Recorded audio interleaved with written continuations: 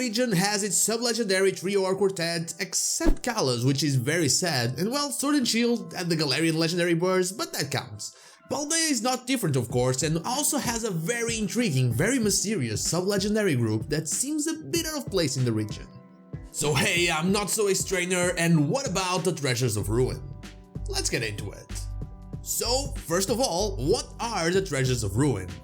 As you were roaming around Paldea, there's a big chance you found one of these stakes. And if you'd been to class, you would know that those are the seals that lock the shrines where the Treasures of Ruin are sealed. In history class, Raifort tells us the story of how a king was very fond of collecting treasures from other countries, and a merchant from the east brought him 4 of them. A vessel, a sword, a set of tablets, and a set of beads.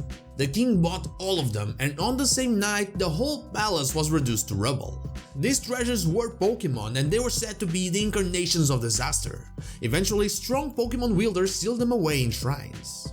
Of course, as per Professor Raifort's request, we set these incarnations of disaster free. I mean, what could go wrong, right?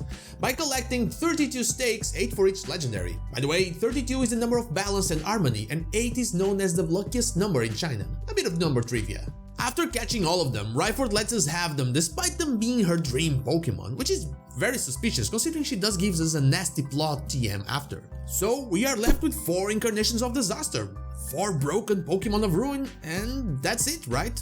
Well, no, there are a lot of things in this game that haven't been explained yet, and I do believe the Treasures of Ruin to be one of them. This Pokemon coming from the east almost instantly makes us think about other Pokemon that seem inspired on Eastern mythology but were found on different regions. By that, I mean the forces of nature, of course. The forces of nature are found in Unova, a region based on New York, but clearly drawing inspiration from Chinese mythology, more specifically the 4 celestial animals, also known as 4 symbols or 4 auspicious beasts. This is very interesting because these Pokemon of Ruin, Jianpao, Tinglu, Wotia, and Qingyu, are probably inspired by the 4 perils of Chinese mythology, although only slightly.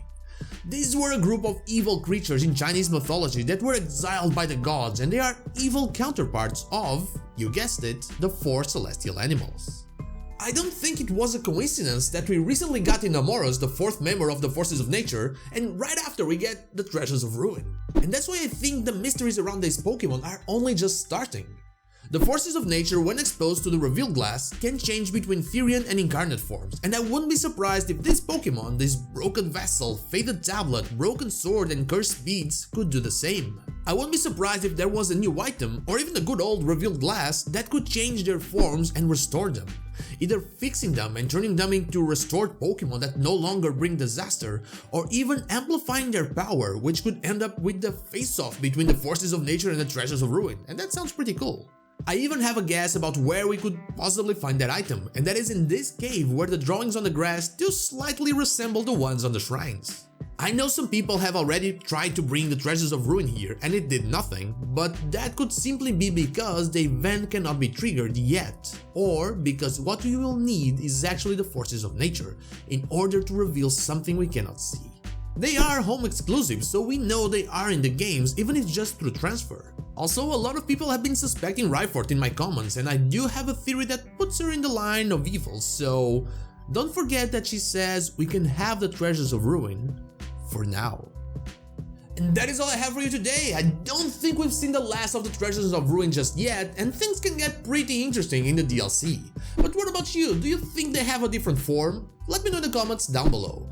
And now, like the video if you like it, dislike if you don't, and don't forget to subscribe to the channel for more Pokemon content, and also ring the bell so you know when the next video is out. You can follow me on social media and Twitch. I stream there Wednesday to Sunday, not Saturday, or join our Discord. All the links are in the description. Thank you so much for watching, and I'll see you all on the next one.